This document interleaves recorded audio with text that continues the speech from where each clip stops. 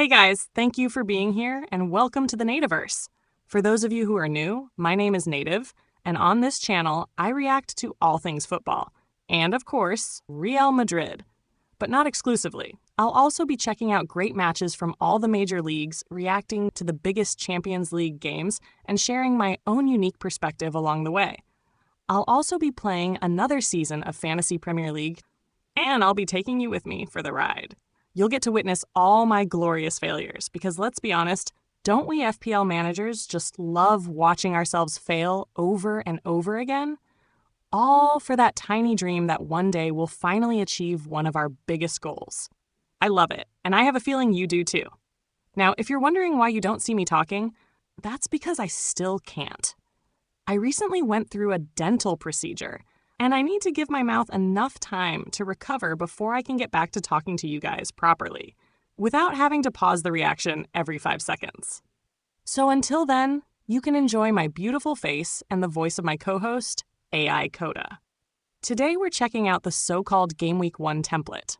Now, I honestly don't know what everyone considers the template. From what I've seen, it feels like everyone wants 2 players. Erling Haaland up front, and somehow Bruno Fernandes has become a must-have. Now, you guys can judge me if you want, but I don't play FPL every single season. I'm a firm believer that sometimes you have to move your cheese, shift your attention, take a break every now and then. We all work hard. We all do what the boss tells us, right? So I took last season off, which means I have absolutely no idea what all the fuss is about. Since when did Bruno become a player you simply can't ignore? And how on earth do you go through a season without Mohamed Salah? That's blowing my mind. So believe me, I have no idea what the template is, and that's exactly why we're going to react to some of the best FPL minds on YouTube. Hopefully on a weekly basis, but don't catch me on my word, as we say in Hebrew. I'll do my best to keep you updated on my own FPL team, react to everything that's happening throughout the season, and most importantly, have fun with all of you crazy people who, just like me, somehow love this never-ending FPL story. Thanks for tuning in. And now for today's template reaction, we're checking out FPL Harry, whose channel I'm watching for the very first time. As always, please check out the original channel. My reactions are never a replacement for the original content. All right then, let's go. We are just over 2 weeks away from the start of the new FPL season and things are starting to take place. The dust has settled on the early days, the first drafts, the first looks, the potential chip strategies, and things are starting to form a bit of a template. So in today's video, we're going to look at who you are picking, potentially the players I like, I don't like, compare that to the overall ownership in the game, and we'll also talk about things like squad structure and chip strategy. What's up everyone, FPL Harry here. Before we dive in, 2,000 likes is the aim. Subscribe if you are new around here as well. And we are getting to the point in preseason where the start of game week 1 is close enough away that things are becoming serious. When you make your game week 1 first draft, you're putting in players you like, you're building a squad out of players who were good last year. Then preseason starts, you have a couple of weeks to build your team and really start to get to a point where you're not changing very much from each draft that you're making. Your squad structure is kind of set. That I asked over 2,000 of you, thank you all very much for responding if that was you, about your current draft. I've got ownership percentages. I've got an engaged manager template versus an overall manager template from the official site. And we're going to do some comparisons to see where the template is at the moment. First of all, looking at sort of squad structures that people are building at the moment. Starting off is a 3-4-3 is actually the most popular structure. I think over the past couple of seasons, we've seen people move away from a 3-forward formation with them not being quite as good value. However, with some of those cheaper 6 million forwards looking good and the growth of the early bench boost in either game week 1 or game week 2, meaning you need a good third forward in order to play that chip, 42% of you have said you are looking to play a 3-4-3 at the start of the season to help you in particular with that early bench boost. Next highest formation in about 10% of teams. But that 3-4-3 with some cheap options on the bench is definitely the template, especially now with the early bench boost. So then looking at chip strategy, we start to see that really impact the way that people are looking to play the early chips in terms of their bench boost. The wildcard, the triple captain, and the free hit, the majority of people, although there is still a little bit, particularly around the wildcard, looking to play it early, the majority are not looking to play those chips inside the first 6 game weeks. However, the bench boost is the only chip where over 50% of engaged managers are looking to play that chip inside the first 6 weeks. And that really is around game week 1 and game week 2. 16% in game week 1, 34% in game week 2, and then there's a few others looking to play it in across game week 3, 4, and 5 in particular. So 47% are looking to hold it later down the line, but over 50% of you are now looking to play that bench boost in and around game week 1 or game week 2. And I think that is a real advantage that the engaged managers can maybe take away from the overall pool of the game. I don't think the average manager is going to be looking to play those chips really early, but being able to bench boost in the first couple of weeks, if we can make it work, which I do think there are good teams in the likes of Ipswich, Manchester United, Coventry that can get you a nice cheap bench to play it early on and take advantage of the wildcard in full effect without having to worry about the bench boost further down the line. There are a few other interesting bits of chip talk to take away. 13% of people are looking to play their triple captain in game week 3. That, of course, is the week that Manchester City play Coventry at home. I imagine the majority of that will be on Erling Haaland for that fixture in game week 3. So it is a nice option if you want to play it. I personally plan on saving it until he plays a Hull at home. That is much later on in the season though, so there is a potential benefit to get the Haaland starts fast approach. Let's see when he's back in preseason training, but we know Haaland tends to start the season pretty well. Free hit, there isn't that much. We spoke a little bit about both game week 3 and game week 4 as an option to play your free hit if you're wanting to target either the sort of Manchester City game in game week 3, or you're looking to target Chelsea and Arsenal in game week 4. Guys, I guess some managers like to use their chips very early on, but that's definitely not me. I like to see how everything unfolds first and gather as much information as I can before making any big, drastic decisions. So when it comes to chips, I'm definitely more of a late bloomer. It's really cool that someone like Henry has built such a large audience. We get to learn from the ideas of thousands of managers all at once. Of course, that still doesn't guarantee success, but it's a great source of information and another perspective to consider. Let me know in the comments, what formation are you planning to start with? Are there 1 or 2 players that you think are absolutely essential? And are you planning an early bench boost or any other chip strategy? I'd love to hear what your opening strategy is for the season. All right, guys, let's keep the information rolling. These are critical early days, just as Henry said. So when we have a look at some of the most selected players, let's start off with goalkeepers. And effectively what we're seeing is the engaged manager pool is picking more of the cheaper goalkeepers compared to the overall percentage in the game. So Kinski is number 1 in 64% of engaged managers teams compared to just under 20% overall. Verbruggen is next, Lammers is next. You've even got Petrovic and Rushworth all having a higher ownership in the poll that I put out compared to the average player pool. And when you look at the more expensive goalkeepers, David Raya, now he's still 20% owned in the engaged manager pool. I do like David Raya as a goalkeeper option, but he's up at 31% overall. Then you've also got goalkeepers like Donnarumma and Pickford being much lower owned in the engaged manager pool to the overall ownership. And people are looking to free up a bit of money, invest it in the bench, maybe go for 2 rotating goalkeepers to help with that bench boost early on compared to getting 1 set and forget goalkeeper. Now, I imagine once people get to those wildcard options in game week 4, game week 6, maybe game week 10 or 11,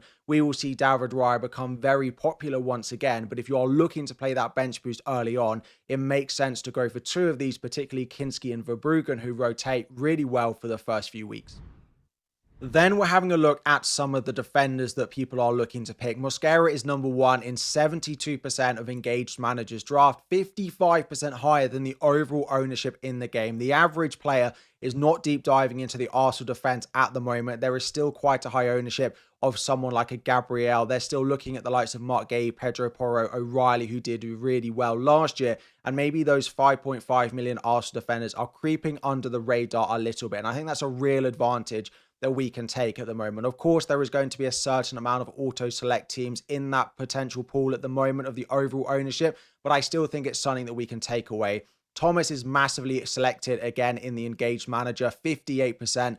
50% for Luke Shaw, 38% for Gvardiol, 30% for Williams, 29% for Calafiori, 25% for Harry Maguire. And all of these are up overall. They are ones with nice opening fixtures. They are ones we are knowing to be nailed for the start of the season. They don't have the World Cup with players like Mark Gay, Pedro Porro and O'Reilly being doubt. They have good DEFCON appeal. There are reasons these players are being picked by people who are studying the data and the fixtures compared to maybe those who did really well last year, but have had quite a sizable price increase this season. And there is a real template forming. Some of these ownerships in defense, in midfield, and up front are starting to creep up really high compared to maybe what we saw at the beginning of game launch. So Boslai is actually the number one midfielder owned overall in the engaged manager template. 78%. That is higher than Bruno Fernandes. Bruno Fernandes in at 75%, of course, is still massively owned, but that means 1 in 4 people are now considering going against Bruno Fernandes. At the beginning of the season, when I did the 50 top 1K managers, this was over 80%. So we are starting to see a slight shift away from people, A, wanting to own Bruno Fernandes, and B, probably wanting to captain him early on in the season, because if you're not going to captain him, there is less need to own him and pay the 12 million for him that you are going to have to do at the start of the season. Then we're seeing an increase in some of those nice cheap options. Enzo Laffi, Pascal Gross, 6 million, 5.5 million. Really good options to start the season. Brian and Burmo. Phil Foden still high up there. Antoine Semenyo a little bit down. Cole Palmer a little bit up. Matej Cunha, Ilman and Dye. But it really is those sort of top 5 or 6 that are making up the... Guys, some of those picks are definitely names I need to look into a bit more. Let me know in the comments which of the top 5 or 6 overall picks Henry is showing from his research are actually in your team. I also caught myself asking, Gross? Is he really still considered an essential pick? How old is he at this point? I guess I'll have to do a proper deep dive into some of these names before making any decisions. All right, let's continue. Majority of those engaged teams, and maybe a little bit of a movement away from some of those that did really well last year. We're trying to find the new versions of all of these players. So Elliot Anderson, Sarr, Rodgers in particular was very popular at game launch. He did very well last year, but not that many people still have him in his draft. You've got the likes of Declan Rice, Harry Wilson, Gibbs White, who were very good last year, that people are looking to find alternatives to and potentially even save money on, in the likes of Enzo Laffi or Pascal Gross, who are majorly increasing in ownership in the engaged manager template. And again, when you have a look at the forward ownership, we are seeing a very similar trend. Erling Haaland, João Pedro, Calvert-Lewin is an incredibly popular front three.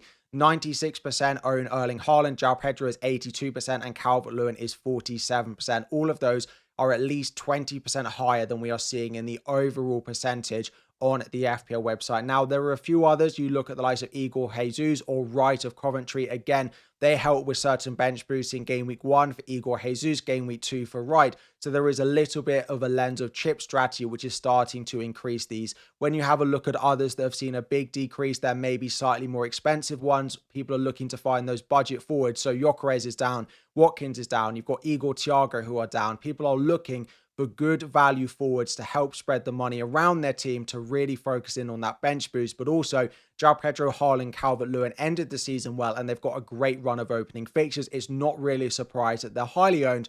There is a bit of a template also on Brobby, about 21% overall and in the engaged ownership. Not too surprised with that, with the opening fixtures that Sunderland do have, but I'm not sure we want a double up with both Enzo Laffi and Brobby as well. So then just to compare this, when you start to actually look at what those template drafts look like and what is actually affordable. So the overall game has David Raya in goal with Dubravka, Pedro Porro, Luke Shaw, Mosquera, Bruno Fernandes, Ilman and Dye, Morgan Rodgers, Dominic Szoboszlai, Calvert-Lewin, João Pedro, Haaland, with a few cheap options on the bench, particularly Ezri Konsa. Now, he is interesting, both because of a potentially very good World Cup and also all of the rumours linking him to Arsenal means he's 4.5 million and could be a very popular pick come the start of the season.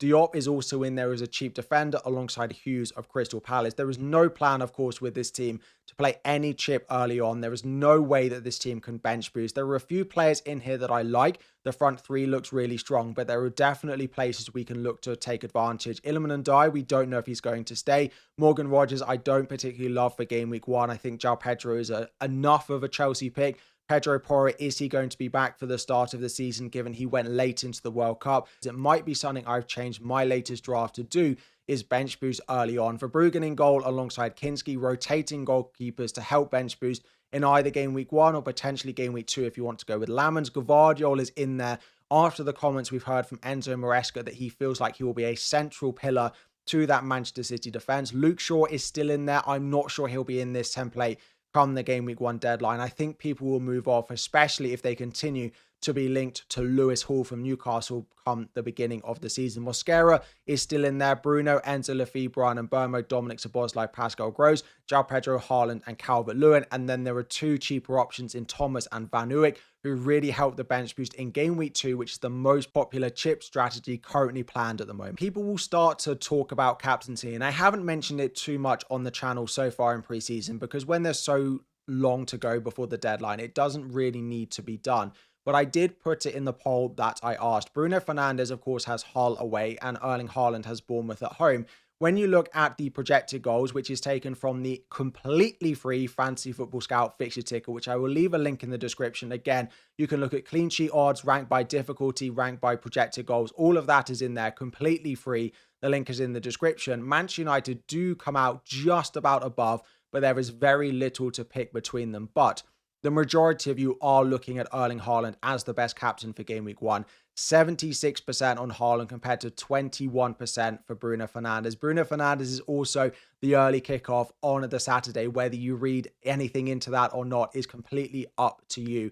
And when you start to look at what that means for effective ownership, if that is the first time you've heard that term, it is something we will talk about on the channel over the course of the season. But effectively what that does is it adds together overall ownership plus captaincy to effectively mean if you captained a player, you get 200% of that player. And if you just own them, you get 100. So it shows you that if you captain a certain player or you don't captain them, what you want them to do in terms of your rank. So Haaland has 150% effective ownership, means if you don't captain him, because so many people will, he'll effectively be bad for your rank and damaging your rank. Haaland will have 150% ownership going into game week Haaland, but Erling Haaland is going to be returning to Manchester City training. So this is still 2 weeks to go before game week 1, and I'll be interested to see if this still stays the same, or we might see a little bit of a shift towards Bruno, who does, of course, play Hull away, potentially the worst team in the league this season. But hopefully some interesting things about where the template is, where the general group think is.